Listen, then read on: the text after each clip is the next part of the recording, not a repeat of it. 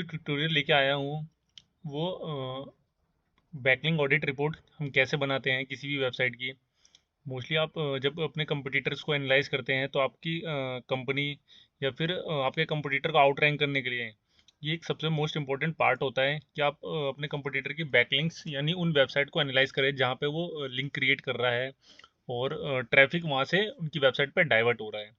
तो हम backlink audit report कैसे बनाते हैं आज की ट्यूटोरियल में हम ये जानने वाले हैं। तो वेलकम टू माय चैनल। मैं राजू कुमार एक डिजिटल मार्केटिंग ट्रेनर हूँ। तो चलिए हम स्टार्ट करते हैं। तो जिस पर्टिकुलर वेबसाइट की भी आपको बैकलिंक ऑडिट रिपोर्ट बनानी है तो उस वेबसाइट को आप किसी भी टूल शैमरस EHREF मोज में डोमेन ओवरव्यू करें। डोमेन ओवरव्यू करने के बाद आपको बैकलिंक के सेक्शन में आना है और बैकलिंक के सेक्शन में आने के बाद यहाँ पे आपको रेफरिंग डोमेन 1 कर देना है। रीज़न क्या है? कई बार क्या होता है कि ये पर्टिकुलर बंदा एक ही वेबसाइट पे जाके काफ़ी सारी बैकलिंक्स क्रिएट करता है। मान लो एक ही वेबसाइट पे इसने इमेज शेयरिंग करी, एक ही वेबसाइट पे सोशल शेयरिंग कर रहा है, एक ही वेबसाइट पे सोशल बुक मार्किंग भी कर रहा है। तो ये वेबसाइट एक ही है लेकिन बैकलिंक्स अलग अलग टाइप की है। तो ये क्या करेगा, अगर एक वेबसाइट पे 10 बैकलिंक्स क्रिएट की है इसने तो 10 के 10 सेम वेबसाइट की बैकलिंक्स दिखाएगा। तो इससे बहुत बड़ा डेटा हो जाता है। तो डेटा को कम करने के लिए कि एक वेबसाइट का पर्टिकुलर नाम आए, चाहे वो उस पर कितनी भी वेबसाइट कितने भी लिंक क्रिएट किए हों लेकिन वो वेबसाइट पर्टिकुलरली एक ही है, तो उसके लिए मैं क्या करूँगा, रेफरिंग डोमेन एक 1 सेलेक्ट कर दूंगा। इसके बाद आपको एक्सपोर्ट करके ये रिपोर्ट कर लेनी है डाउनलोड। डाउनलोड करने के बाद ये वो लिस्ट ऑफ वेबसाइट्स हैं जिन पे इन्होंने बैकलिंक्स क्रिएट किए हैं। तो आपको इन सभी वेबसाइटों को गूगल शीट पे अपडेट कर देना है। अब अपडेट करने के बाद आपको इन पर्टिकुलर वेबसाइट के DAPA चेक करना है। तो DAPA चेक करने के लिए आप गूगल पे जाएंगे, वहाँ आप सर्च कर सकते हैं DAPA चेकर। तो ये एक मोज का टूल है। जिस पर्टिकुलर वेबसाइट की भी आपको DA चेक करना है उसके URL को कॉपी करना है। कॉपी करने के बाद यहाँ पेस्ट करें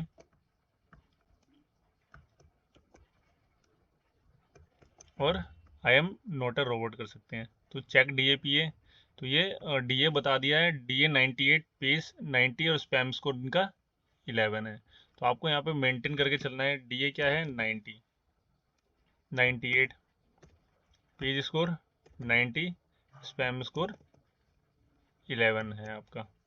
तो इस तरीके से आप पूरी वेबसाइट का जो स्कोर है वो आप मेंटेन करेंगे। तो यहाँ पे आप इंडिविजुअली भी जाके कर सकते हैं, नहीं तो एक वेबसाइट है रॉबिन गुप्ता DAPA चेकर। ये वेबसाइट में आप बल्क DAPA चेक कर सकते हैं। ये मैक्सिमम 10 वेबसाइट का DA आप चेक कर सकते हैं। तो यहाँ से आप कॉपी करें, कॉपी करने के बाद बल्क URL यहाँ पे पेस्ट कर दें।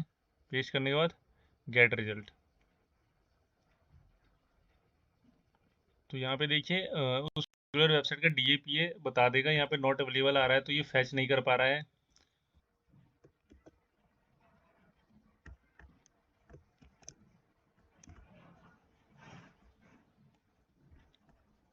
DA 12 25 और स्पैम स्कोर 1 है इनका। DA 12 25 spam score 1।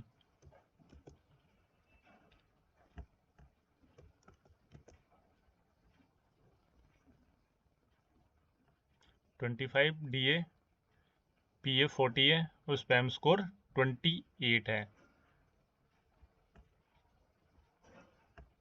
25 40 और 28 है। तो इस तरीके से आपकी शीट की फॉर्मेटिंग बनती है और यही आपका होता है बैकलिंक ऑडिट रिपोर्ट।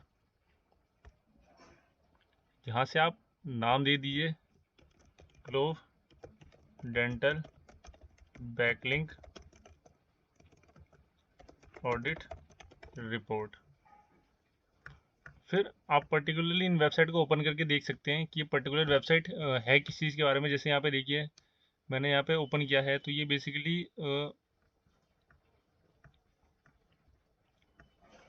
एक आर्टिकल सबमिशन की वेबसाइट है यहाँ पे। तो आप यहाँ पे मेंशन कर सकते हैं अपनी शीट पे आर्टिकल सबमिशन। सेम ऐसे ही आप सेकंड वेबसाइट को ओपन करें और उनका देखिए वो वेबसाइट किस टाइप की है।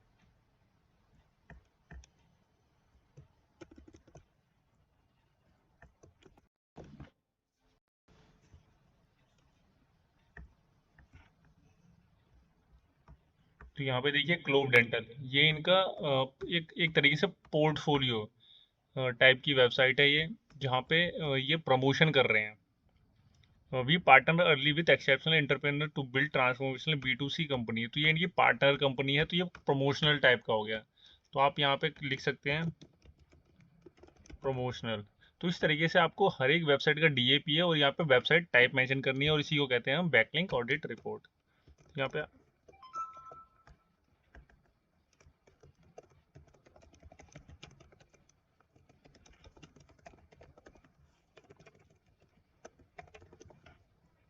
तो आई होप आपको क्लियर हो कि बैकलिंक ऑडिट रिपोर्ट कैसे बनाते हैं, और इसी को आपको क्लाइंट को सबमिट करना होता है। तो ये वीडियो अगर अच्छी लगी हो, और आपको क्लियरिटी हुई हो कि बैकलिंक ऑडिट कैसे रिपोर्ट करते हैं वो बनाते हैं, तो आप ज़रूर कमेंट सेक्शन में बताएं अपने व्यूज़।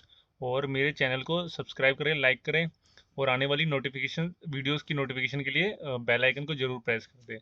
तो थैंक यू गाइज़।